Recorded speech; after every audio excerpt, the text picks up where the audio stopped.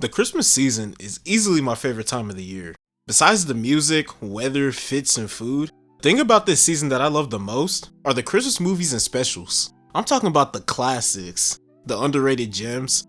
Honestly, even the super corny ones got enough Christmas magic to put a smile on my grinchy face. But somewhere along the way, most holiday films stopped being about that wonder and began focusing more on similar patterns. The same beats, the same Hallmark perfect problems, same predictable warmth, packaged and scheduled. Efficient enough, but kinda samey and forgettable. And then in 2019, a film arrived that kinda felt like the exact opposite of all of that. In my humble and objectively correct opinion, Klaus is literally a modern day Christmas masterpiece. Not because it copies the classics, but because it rebuilds and reimagines what Santa Claus and high-key Christmas stories in general can be, from its story to its style to its heart. I truly hope you guys have been enjoying everything I've been putting out this year, and if you are, maybe hit that subscribe button, it helps a lot, plus it's free, and we all love free stuff. Also, some light spoilers coming up. To really understand Klaus, you have to start with one sorta archaic idea. Sergio Pablos wanted to create a hand-drawn movie in a world that has decided that hand-drawn animation was dead. Sergio had gotten his start working at Disney during the Renaissance era, so he was like super knowledgeable in the language of classic animation. This need of his to make a 2D animated movie wasn't just for the sake of nostalgia or familiarity for him. Pablos wanted to prove that 2D animation could still surprise us, not by copying the past, but by inventing new ways to make hand-drawn images feel alive. But you see, Sergio had a problem. The business side of animation had already made its choice. By the late 2000s, major studios were pumping out millions of dollars into 3D CGI.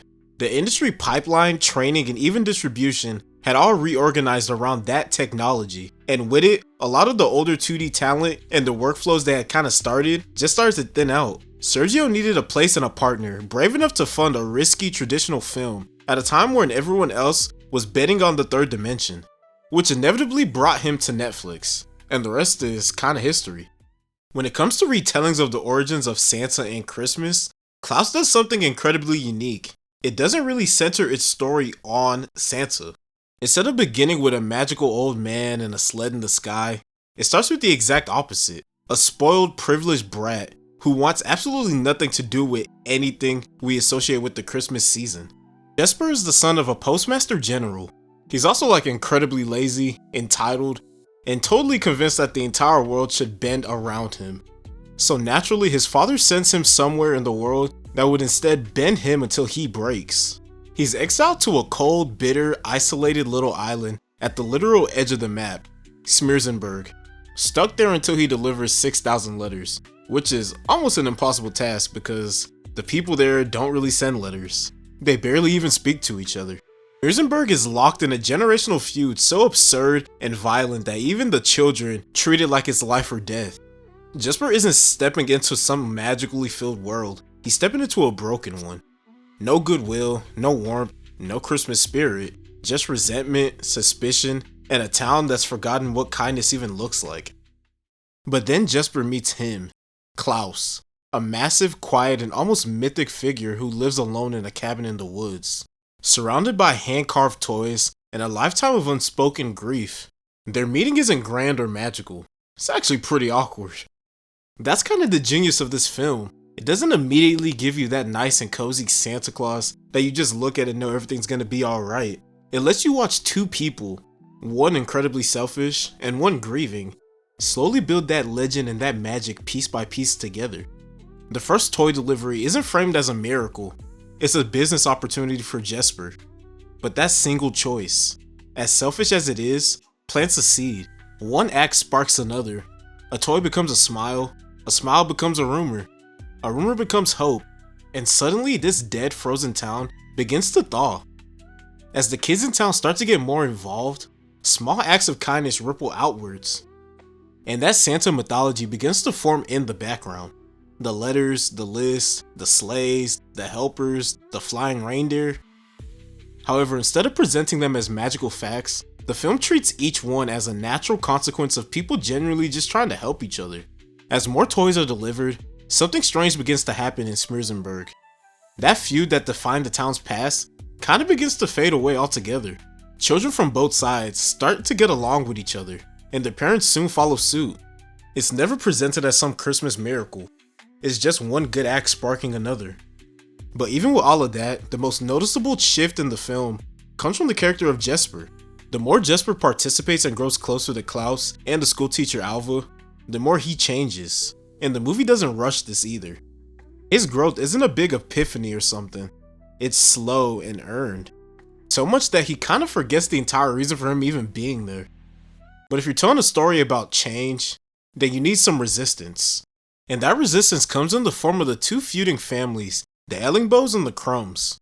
As that Christmas spirit that we all know and love grows in the town, their power shrinks. And once they figure that out, the gloves come off and the two families join forces in an effort to sabotage the deliveries and destroy Jesper's progress, as well as restore the feud to its former glory. When they trick Jesper's father into coming to town to see his progress, and the truth of him being sent to Smearsenburg as punishment is revealed, the entire village, especially Klaus, feel betrayed, and all the progress made in the town unravels, leaving Jesper with nothing. Jesper desperately attempts to make things right with Klaus, as the Ellingbows and Crumbs launch their last plan to destroy everything that they've built. This leads to the film's climax, and maybe one of the best sequences I've ever seen in an animated movie.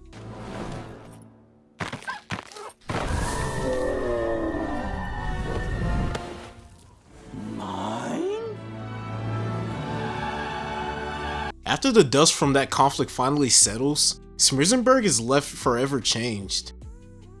Jesper finds a home, a family, a purpose, and a community, and Klaus finally comes to terms with all the grief that he's been holding onto, and makes a choice to let go of all that pain he's been holding onto since the start of the film.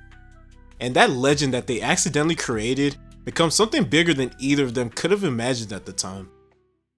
I feel like a lot of Christmas movies these days kind of follow a similar pattern. The lesson, the sentiment, the last minute Christmas miracle. However, Klaus is something quite rare in my opinion. It's honestly less of a Christmas movie, and more just a film about the work and small choices that it takes to be kind in a kinda cruel world, and the impact that kindness can have on those around you. That's really the magic of Klaus, man. The impact that those choices and ideas can have, both in and out of story. Because while in story the message is built on kind acts still mattering, behind the scenes, the film Klaus was also built on the idea that 2D animation still mattered. That hand-drawn characters could still feel alive, still reach people, and still look beautiful in a world where everybody believed that the medium had outlived its time. The artists at Spa Studios didn't just make a movie, they resurrected a craft. And in doing so, they proved that 2D animation could still stand side by side with anything Hollywood had to offer. And maybe that's why this film has resonated with me so much since the first time I watched it. Because both on screen and off, Klaus shows us the same truth. That a true act of goodwill can always spark another. Jesper delivers toys out of selfishness, but it inspires children who inspire their parents, who inspire their neighbors, until the whole town is changing for the better. And that legacy that they built together continues even after Klaus himself fades away. Not because of the magic in the traditional sense, but because the kindness he helped create didn't die with him. It lived on in the people's lives that he changed, in the man that Jesper became, and by extension, all of us who watched their story. That's kinda what makes or breaks a great Christmas film for me. Not a movie that tells you Christmas matters, but a movie that shows you why. A movie that reminds you that that magic isn't lost, that change is possible, that small gestures can ripple outwards in ways we never expected. Klaus isn't just a great Christmas movie, it's a reminder. It's proof that a story based around kindness told with care, crafted with love, animated with passion can still cut through the cynicism and touch people in ways that the classics used to. And if that's not a modern day Christmas masterpiece, then I don't know what is. Appreciate you guys once again for making it to the end of another one of these, and for just all the love and support you've given me throughout this year. I genuinely never thought I'd be making stuff like this and putting it out for the world to see, or that people would actually care even a little bit about what I had to say, besides like my family who are obligated to. So I truly just want to say thank you again. I thought I had maybe one more video in store for this year, but realistically, This is probably my last video for the year. These videos be taking a minute, man. But thank you to all of you once again. Don't forget to like and subscribe, and definitely let me know in the comments what you'd like to see me talk about next year. Merry Christmas and the happiest of holidays to all of you. Peace.